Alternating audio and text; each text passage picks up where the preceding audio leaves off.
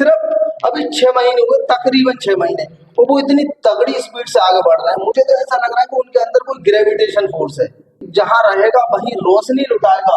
किसी चिराग का अपना मकान नहीं होता, लेकिन इस चिराग का एक अपना मकान है, वो है सिर्फ अति पिछड़ा वर्ग की बात करेंगे। जन सेवा दल क्या है? देखिए, बहुत ही अच्छा सवाल आपने पूछा कि जनसेवा दल क्या है, लेकिन जनसेवा दल को जानने से पहले हमें जानना होगा कि जनसेवा दल के पीछे कौन है।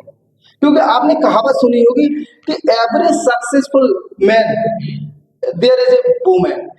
यहाँ पे ये कहावत मैं लागू कर सकता हूँ कि every successful party there is a personality. तो हर एक सक्सेसफुल पार्टी के पीछे जो होती है एक पर्सनैलिटी होती है। जैसे कि मैं बीएसपी की बात करूं तो वहां पर मान्यवर काशीराम साहब आ सकते हैं, और अगर मैं बीजेपी की बात करूं तो वहां पे आप देख सकते हैं अटल बिहारी वाजपेयी, श्यामा प्रसाद मुखर्जी हो जाएंगे। इसी तरीके से अगर मैं जनसेवा दल की बात करूं तो एक ऐसी शख्सियत है जो कि विधान केसरी के संस्थापक है और फाउंडर ऑफ जनसेवा दल, जो कि वन एंड ओनली विनेश भैया जी। उन्होंने गरीबों के लिए इतना काम किया और इतने बढ़िया से कार्य कर रहे हैं। सिर्फ अति पिछड़े वर्ग की बात कर रहे हैं। अगर आप कहेंगे कि अति पिछड़े वर्ग की बात कर रहे हैं, सबसे पहले मैं उनके बारे में आपको बता दूं, उनका लिवर ट्रांसप्लांट हुआ।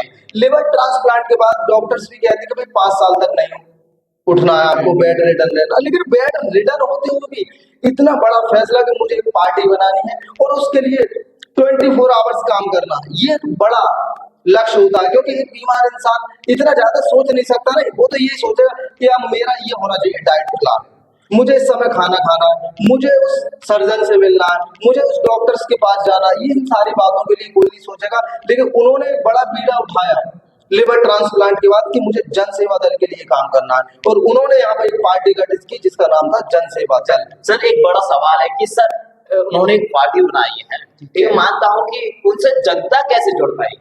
देखिए, जनता जोड़ने का उनका बहुत बेहतरीन तरीका। आपने देखो, सिर्फ अभी 6 महीने हुए, तकरीबन 6 महीने, और वो इतनी तगड़ी स्पीड से आगे बढ़ रहा है। मुझे तो ऐसा लग रहा है कि उनके अंदर कोई ग्रेविटेशन फोर्स है, इतना खतरनाक फोर्स है कि लोग उनसे जुड़ते जा रहे हैं और उनकी यात्राओं को बहुत बेहतरीन तरीके से फॉलो कर रहे हैं, और उन्हें सोशल मीडिया पे बहुत ज्यादा देखा जाए तो शेयर किया जा रहा है उनकी वीडियो को। एक सवाल भी और आ रहा है, ये विधान केसरी संपादक होते हुए उन्हें राजनीति में क्यों उतरना पड़ा? सर देखिए, विधान केसरी के संस्थापक होते हुए भी उन्हें राजनीति में उतरना पड़ा, ये आपका बहुत बेहतरीन सवाल है।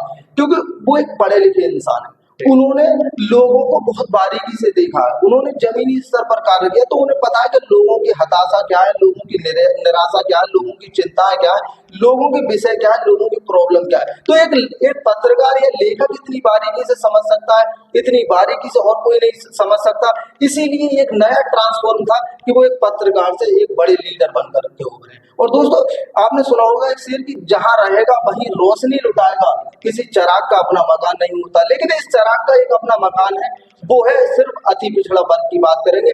ऐसा चिराग आपको नहीं मिलेगा जो सिर्फ क्योंकि चिराग क्या करते हैं, सभी की बात करते हैं, लेकिन ये चिराग ऐसा एक पर्टिकुलर वर्ग की बात करता है, सिर्फ अति पिछड़ा वर्ग की बात करेगा। पाल की, नाई की, कश्यप की, धीमर की, इन तरीके